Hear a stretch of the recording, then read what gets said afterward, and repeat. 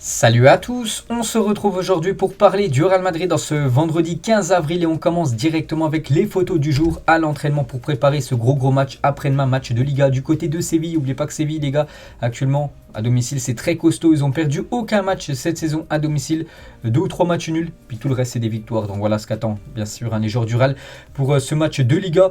Donc Marcelo et Jovic se sont exercés dans le gymnase, Hazard a poursuivi son processus de récupération, donc voilà les photos de l'entraînement du jour. Côté Madrid, on peut voir Vasquez, on peut voir aussi Militao qui était suspendu contre Chelsea, il devrait bien sûr être présent et être même titulaire lors de ce match contre Séville. Après-demain, Camavinga qui a fait une belle entrée en jeu lors du dernier match mardi soir contre les Blues de Chelsea. On peut voir aussi Rodrigo, buteur les gars, buteur il y a quelques jours contre Chelsea grâce à son but. Le Real a pu aller en prolongation et bien sûr se qualifier par la suite. On peut voir aussi Benzema, Modric ou même Nacho, même Gareth Bale, de nouveau Modric. Donc voilà toutes les photos bien sûr de l'entraînement du jour pour préparer ce gros match. Et on revient cette fois-ci sur le match mardi contre l'équipe de Chelsea. Voilà quelques photos marquantes bien sûr de ce match avec Benzema, Modric, les deux qui ont été décisifs. Modric, passe D, Benzema, but victorieux dans les prolongations. Modric avec cette énorme prestation bien sûr contre les Blues, ou même Rodrigo, lui aussi décisif. Donc le gardien aussi, il ne faut pas oublier que le gardien a été très important. Courtois, malgré la défaite et les 3 buts concédés, il a fait un énorme match bien sûr. Il a permis au Real Madrid quand même de se qualifier. Surtout il a été aussi décisif lors des tours précédents. Je me souviens du côté du Parc des Princes où il avait arrêté quand même le penalty de Léo Messi. Et on peut voir du coup les 4 joueurs nommés cette semaine en Ligue des Champions. Donc je l'avais déjà montré dans l'épisode avant-hier. Du coup on connaît le vainqueur et du coup c'est bien Luka Modric les gars qui est élu joueur de la semaine en Ligue des Champions. C'est lui qui a reçu le trophée tout simplement du meilleur joueur de cette semaine en Champions League. Félicitations à Modric. Et on peut voir que cette fois-ci le plus beau but cette semaine en Ligue des Champions, c'est le but de Rodrigo contre Chelsea où Modric lui dépose un caviar tout simplement. Donc félicitations Rodrigo et Modric. Les deux ont été décisifs et toujours avec Modric, donc malgré la défaite, il figure quand même dans le 11 tout simplement de cette semaine en Ligue des Champions. Donc en milieu de terrain, c'est le seul joueur du Real Madrid. Camavinga les gars, gros match de Camavinga. Bon, il est rentré en cours de jeu, mais vraiment il a changé, on peut dire la donne du match, c'est tout simplement la relève du côté de cette équipe madrilène. Et Camavinga, à peine âgé de 19 ans, a joué comme un vétéran déjà aguerri à 1000 combats en Ligue des Champions, alors qu'il n'en est qu'au début, voilà, il est très jeune. Le Real Madrid peut être en fait, car avec Camavinga et Valverde, ils ont un milieu pour les 10 futures années, tout simplement. C'est vrai qu'il a remplacé Toni Kroos, qui était un peu insuffisant, mais voilà, il a fait un bien fou cette équipe du Real Madrid, et c'est vrai qu'elle a seulement 19 ans les gars, ce que montre actuellement Camavinga. C'est de bon augure pour le futur du côté du Real. Et concernant Toni Kroos, qui arrive en fin de carrière, Toni Kroos a 32 ans, chez son âge, parce qu'on est né exactement le même jour et la même année, lui et moi, bref. Donc Toni Kroos, après avoir été remplacé, donc on peut voir ce qu'il a dit, donc en gros, je comprends pas, voilà, j'ai très bien joué, pourquoi tu me remplaces, en gros, voilà ce qu'a dit Toni Kroos à Carlo Ancelotti. Donc comprenez pas son changement. Ancelotti a bien fait de l'avoir changé parce qu'après voilà, ça a été changement de match bien sûr, avec l'entrée en jeu de Rodrigo ou même de Camavinga à la place de Toni Kroos. On va parler de Vini Junior. On peut voir qu'actuellement c'est lui le meilleur passeur cette saison en Ligue des Champions. Bon, ils sont 2 autres avec lui, donc Sané, Bruno Fernandes et Vini Junior. Les 3 joueurs sont à 6 passes D, donc félicitations à lui. Et Vini Junior est le seul joueur, donc U21 dans le top 10 des meilleurs passeurs cette saison en Ligue des Champions. Il est également le meilleur passeur de la compétition ex aequo, je l'ai dit, avec les 2 autres joueurs. Et toujours avec Vini Junior, il est le joueur ayant provoqué le plus de pénaltys cette saison dans les 5 championnats majeurs. Déjà 4 pénaltys obtenus par Vini Junior. Félicitations de nouveau à lui avec tous ses dribbles, toutes ces percussions qu'il fait et tout le danger des fois qu'il met la pagaille, qu'il met dans les défenses adverses. Mais il provoque et surtout obtient beaucoup de pénaltys. Et bien sûr, ça c'est des buts souvent bien sûr pour le Real Madrid juste après. Et toujours avec Vini, cette fois-ci avec Karim Benzema, le duo qui marche très bien. Et côté Karim Benzema, n'oubliez pas cette saison en Ligue des Champions, c'est 9 matchs et 12 buts pour Karim Benzema qui nous fait une saison XXL. C'est tout simplement sa plus belle saison en termes de chiffres, que ce soit en Ligue des Champions ou même en Liga. Et on peut voir actuellement il est 2e meilleur buteur de cette Ligue des Champions. Donc voilà, s'il marque un but contre Manchester City ou même 2 buts, il deviendra tout simplement le meilleur buteur cette saison en Champions League. Et on peut voir aussi que Benzema marque beaucoup de buts et peu sur penalty, c'est incroyable, parce que les meilleurs buteurs de l'histoire de la Ligue des Champions sans compter les tirs au but, donc on peut voir que Benzema du coup serait 3e du classement. Par exemple Lewandowski lui qui a 86 buts, donc si on enlève tous ses buts inscrits sur penalty, descend en 69, alors que Benzema, je crois qu'il doit être à 83, je crois. Donc Benzema, voilà, il a inscrit seulement 2 buts sur penalty. Tous les autres ont été inscrits dans le jeu, tout simplement. Donc ça, c'est une belle stat, bien sûr, pour l'attaquant français. On peut voir à la fin du match, donc il a échangé son maillot avec Reece James, le défenseur droit anglais, qui a fait une belle impression du côté de Chelsea. Voilà, un petit échange de maillot entre Benzema et James. Et toujours avec Reece James, que le Real Madrid avait des vues il y a quelques semaines. J'en avais parlé dans cet épisode. Bref, donc Vini Junior a mis un petit message, donc Reece James, bien sûr, il a mis sur son compte Twitter, voilà, qu'il était déçu, bien sûr, de l'élimination de son équipe, on peut comprendre, et Vini Junior lui a apporté son soutien, voilà, belle partie, bonne chance tout simplement pour la suite, voilà, de cette fin de saison, du côté des Blues. Et les recruteurs et analystes du Real Madrid ont vraiment été impressionnés par Reece James hier. Pour moi, vraiment, ce serait une très très belle recrue pour l'équipe du Real. Je vous avais dit que le Real était intéressé par le joueur anglais il y a déjà quelques semaines, voire quelques mois, donc depuis j'entends plus de rumeurs, mais voilà, vraiment le Real Madrid, s'ils veulent trouver un grand défenseur droit, parce que Carvajal, on voit que c'est quand même très très limité, Carvajal, Reece James serait parfait bien sûr au poste de défenseur droit du côté de Madrid. Et dans moins de 2 semaines, avant bien sûr une nouvelle soirée européenne, les gars, donc de grandes nuits à venir, tout simplement parce que le Real Madrid connaît son adversaire. Je n'en avais toujours pas parlé parce que l'épisode avant du Real Madrid, il y avait le match soir même, c'était l'Atlético contre City. On connaissait toujours pas le futur adversaire et du coup on connaît maintenant l'adversaire du Real Madrid pour les demi. Ça sera Real Madrid contre Manchester City, les gars. Cette redoutable équipe anglaise, actuellement leader de la Première Ligue, c'est bien sûr un très très gros morceau. De toute façon, PSG et Chelsea, c'était des gros morceaux et cette fois-ci, c'est Manchester City. De toute façon, si tu veux gagner la Ligue des Champions, tu es obligé d'affronter les meilleures équipes de la planète. Et du coup, les dates, c'est officiel, le 26 avril, donc on est le 15, donc en gros, dans 11 jours exactement, c'est déjà le match aller. Manchester City recevra au match aller, ce qui veut dire que le Real Madrid recevra au match retour, et ça c'est une bonne nouvelle parce qu'on a pu voir qu'ils ont reçu lors des 2 derniers matchs retour, et voilà, ils ont réussi à chaque fois à se qualifier malgré que souvent ça a été compliqué. Et donc le 4 mai prochain, les gars, le Real recevra au Bernabeu cette équipe de City. Donc voilà, une petite info concernant les dates de ce gros choc.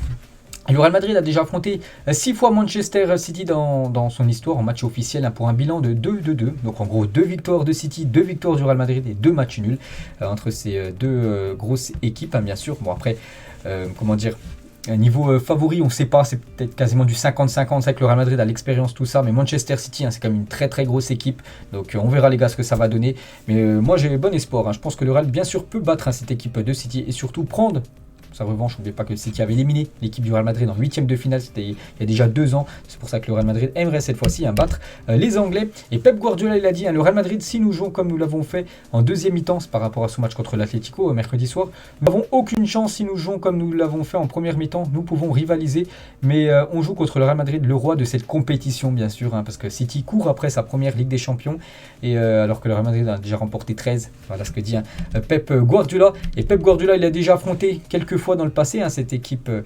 Pep Guardiola retrouve en gros le Real Madrid, parce qu'avant il jouait du côté du Barça, bien sûr les Clasico, Barça Real. Il avait aussi entraîné l'équipe Blaugrana et lors des Clasico, bien sûr, contre le Real Madrid. Et côté Manchester City, donc il y a peut-être des gros joueurs qui pourraient être forfaits pour ce match. Donc les Citizens devront se passer de plusieurs joueurs pour le choc contre le Real Madrid. Et on parle surtout de Kevin De Bruyne. Donc en gros, c'est le meilleur joueur de cette équipe de Manchester City. Il pourrait peut-être être forfait. Donc là, par exemple, il est forfait contre Liverpool ce week-end avec son équipe de Manchester City. Et donc il s'est blessé lors du dernier match contre l'Atlético. Donc c'est un problème musculaire. Donc on ne sait pas combien de temps il sera de retour. N'oubliez pas que le premier match, c'est dans 11 jours exactement. Donc voilà, il est incertain en gros, et Kyle Walker aussi, lui, très incertain pour ce match contre l'équipe du Real Madrid. Donc on verra s'ils seront là ou non, ces 2 joueurs de cette équipe de City. Et du coup, potentiellement, si le Real Madrid bat cette équipe de Manchester City, surtout se qualifie en finale, ça sera soit contre une équipe qu'ils connaissent très bien en Espagne, donc Villarreal, donc ça pourrait faire un Real Villarreal, ce serait une belle affiche, ou Real Madrid Liverpool, et de nouveau le remake en gros de la finale de Ligue des Champions 2018 où le Real Madrid s'était imposé 3-1 contre les Reds de Liverpool. Donc voilà ce qu'attend en gros le Real Madrid s'ils vont jusqu'au bout de cette fin de Ligue des Champions. Et on peut voir sur le Twitter officiel de la Ligue des Champions, en gros, après plus de 50 000 votes, 55 000. Donc pour vous, qui va gagner la Ligue des Champions parmi les 4 clubs qui restent? On peut voir. Donc moi, je mets le Real Madrid, plus de 32% quand même. Voilà, sur 55 000 personnes, on mis quand même le Real Madrid, vainqueur de cette Champions League. Et sur les 12 dernières saisons de Ligue des Champions, le Real Madrid a atteint quand même les demi-finales à 10 reprises. Voilà pour pas mal de victoires. 4 victoires en 2016, 2017, 2018 et 2014, lors de la décima bien sûr, qui se déroulait du côté de Lisbonne. Donc voilà, une équipe habituée au dernier carré de la Ligue des Champions. Et le Real Madrid, les gars, c'est que fait face au club dont il condamne le modèle de gestion, les nouveaux riches ou clubs État. Tel en a décidé le tirage au sort de la Ligue des Champions. Le destin fait parfois bien les choses. Donc le PSG, on sait que le PSG, c'est le Qatar, en gros, le propriétaire du club. Du côté de Chelsea, c'est Roman Abramovich. Enfin, il va vendre le club, mais Roman Abramovich, c'est quelqu'un, bien sûr, qui a beaucoup d'argent, qui a racheté l'équipe de Chelsea. Donc en gros, c'est un nouveau riche, Chelsea. Et la même chose pour Manchester City. Eux aussi, ils se sont fait acheter il y a quelques années par un investisseur saoudien qui a injecté beaucoup d'argent du côté de City. Donc voilà, les adversaires du Real, les gars, cette saison en Coupe d'Europe. Une petite info, les gars, officielle. Non, c'est rien d'officiel, mais voici le nouveau logo de Manchester City, spécialement conçu pour la demi-finale de Ligue des Champions face au Real Madrid, avec les couleurs du FC Barcelone, parce que le Barça, bien sûr, à mon avis, de toute façon, ils sont contre, bien sûr, le Real, vu qu'il y a beaucoup de rivalité entre les deux clubs. Et on peut voir le logo de City avec les couleurs blaugrana, parce que bien sûr, les supporters du FC Barcelone soutiendront certainement Manchester City, les gars, pour cette double confrontation. Ils ne veulent pas voir le Real Madrid de nouveau en finale et remporter potentiellement une nouvelle Ligue des Champions. N'oubliez pas que le Barça s'est fait éliminer hier en quart de finale, mais cette fois-ci de l'Europa League. Du coup, le programme du Real Madrid jusqu'à cette fin de saison, avec peut-être une affiche en plus, si le Real Madrid, bien sûr, se qualifie pour la finale. La finale qui se jouera, je crois, fin mai. Je crois que ce sera le 25 mai. Donc, en gros, 3 jours après le dernier match contre le Betis Séville. Donc, on peut voir, on peut voir du très très lourd à partir du 26, Manchester City Real. Ensuite, il y aura un match de championnat contre l'Espagnol. Ensuite, il y aura le match retour contre l'équipe de Manchester City, cette fois-ci au Bernabeu. Puis après, il y aura le déplacement du côté de l'Atlético Madrid. Donc, sur les 4 matchs là, je vous ai parlé, il y a quand même 3 énormes chocs, 2 contre City et un choc contre l'Atlético Madrid.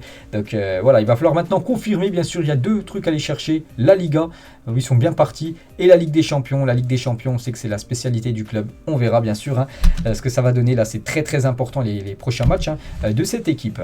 On va parler de Marcelo, il est absent pour le match contre Séville, prévu pour une semaine d'absence, donc normalement il est blessé une semaine, et du coup il est forfait, les gars, normalement contre l'équipe de Séville. Marcelo, c'est un coup dur, les gars, pour le Real Madrid, parce qu'il n'y aura pas Marcelo qui est défenseur gauche, et il n'y aura pas aussi Ferland Mendy, lui aussi qui a été blessé lors du match contre Chelsea, et nouvelle rechute. Ça, c'est un gros coup dur pour le Real Madrid. Donc pour Ferland Mendy, qui sera absent pour les 2 prochaines semaines, ce qui veut dire qu'il est d'ores et déjà forfait pour le match aller des demi-finales contre Manchester City. Donc le match aller dans 11 jours, il ne sera pas disponible, Ferland Mendy. Ça, c'est un gros coup dur, bien sûr. Donc Marcelo pourrait peut-être lui être de retour, mais on sait que Marcelo, c'est très très limité, malgré qu'il a fait quand même un match plutôt correct quand il est rentré en cours de jeu à la place de Ferland Mendy, blessé là il y a quelques jours. Mais bon, pour moi, c'est un gros coup dur, bien sûr. L'absence certainement de Ferland Mendy, c'est pas encore officiel, mais il y a de grandes chances, les gars, qu'il ne soit pas là, Ferland Mendy, contre l'équipe de City. Et ça, bien sûr, c'est un coup dur à moins de 11 jours de ce match aller contre Manchester City. Le futur est radieux avec Camavinga, donc le futur milieu de terrain du Real Madrid. Pourquoi pas Camavinga avec Fede Valverde, 2 joueurs qui sont déjà au Real. Et Tchouaméni, les gars, qu'on parle beaucoup de Tchouaméni, joueur de Monaco, aussi un joueur français, peut-être 2 Français en milieu de terrain dans le futur du Real Madrid, parmi les 3. Et le Real Madrid avance dans le dossier Aurélien Tchouaméni. Les 2 clubs discutent bien et le transfert pourrait avoisiner les 65 millions d'euros pour le joueur Tchouaméni du côté du Real Madrid. Et Tchouaméni, il a fait une petite déclaration sur Benzema, son collègue en équipe de France. Ce qui me marque chez ce genre de joueur, c'est leur longévité au plus haut niveau. Ce n'est pas donné à tout le monde de performer comme le font Benzema ou Modric, qui a 36 ans et qui sort encore de grosses prestations en Ligue des Champions, bien sûr. Voilà, malgré l'âge, il y a des joueurs vraiment qui sont époustouflants en Coupe d'Europe, que ce soit Modric, Benzema, il y a même des autres. On a Messi ou même Ronaldo étaient bien sûr encore énormes à leur âge. Donc voilà ce que dit Tchouaméni, bien sûr. Quand même très très surpris, par exemple de Benzema ou même Modric.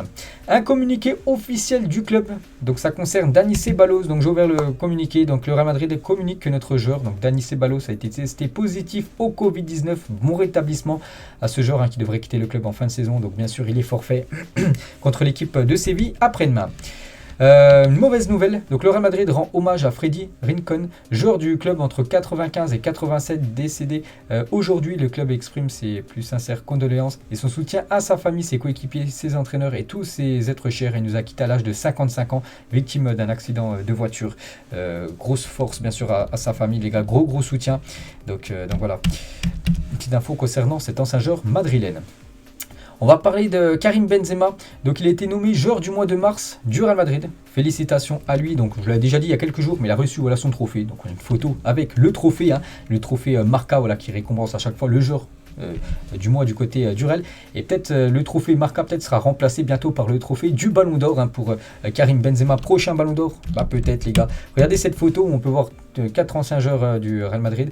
Enfin, il y en a qui jouent encore, comme Toni Kroos. Mais voilà, Ronaldo avait bien sûr son Ballon d'Or qui présentait, bien sûr, au Bernabeu. On peut voir derrière Karim Benzema qui est en train de les applaudir, bien sûr, par rapport à l'immense saison qu'ils avaient fait. Et peut-être cette fois-ci, ça sera Benzema, les gars, qui sera applaudi par ses coéquipiers. Parce que ce sera peut-être lui le futur Ballon d'Or. Voilà, peut-être une photo qui illustre très bien cette saison du côté de Madrid avec, Benzema qui se dirige vers le Ballon d'Or. Et Benzema tire tout simplement derrière la charrue avec les joueurs du Real Madrid dedans. Donc en gros, il tire l'équipe.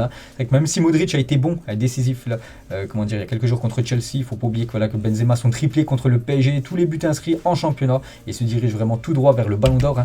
Karim et Zamorano, il a dit Benzema se bat depuis un certain temps, c'est un joueur qui rien n'a été donné, il a tout obtenu avec effort et persévérance et cette année je ne pense pas qu'il n'y ait de doute, il mérite absolument de remporter le Ballon d'Or. David Trezeguet a aussi dit le Ballon d'Or en signant 2 triplés consécutifs avec le Real Madrid, le club le plus médiatique au monde. Benzema a marqué des points, il mérite ce Ballon d'Or 2022.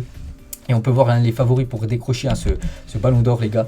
Donc Karim Benzema d'après l'équipe. Benzema, Mbappé, Mané, Lewandowski, Kevin De Bruyne. Donc voilà Benzema, les gars. S'il y a le titre de la Liga, il termine meilleur buteur, meilleur passeur du championnat, plus... Même s'il se fait éliminer de la demi-finale de Ligue des Champions contre l'équipe de Manchester City, je pense que ça sera quand même lui le vainqueur de ce Ballon d'Or.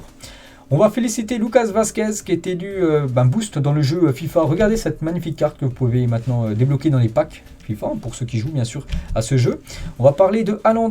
Donc Haaland, pisté par l'équipe du Real Madrid. Donc des nouvelles de Haaland, va choisir son nouveau club dans 2 semaines. Donc Manchester City est confiant pour enrôler le Norvégien. Ça devait se jouer entre 3 clubs. Donc City et le Barça et le Real Madrid. Et du coup, il devrait normalement aller du côté de City d'après les dernières infos. Donc voilà, concernant le futur de Haaland. Ne jouez pas avec le roi, en gros. Voilà, le magnifique tifo il y a quelques jours, bien sûr, du côté du Bernabeu mardi soir, lors de ce match contre le Real Madrid. Contre Chelsea.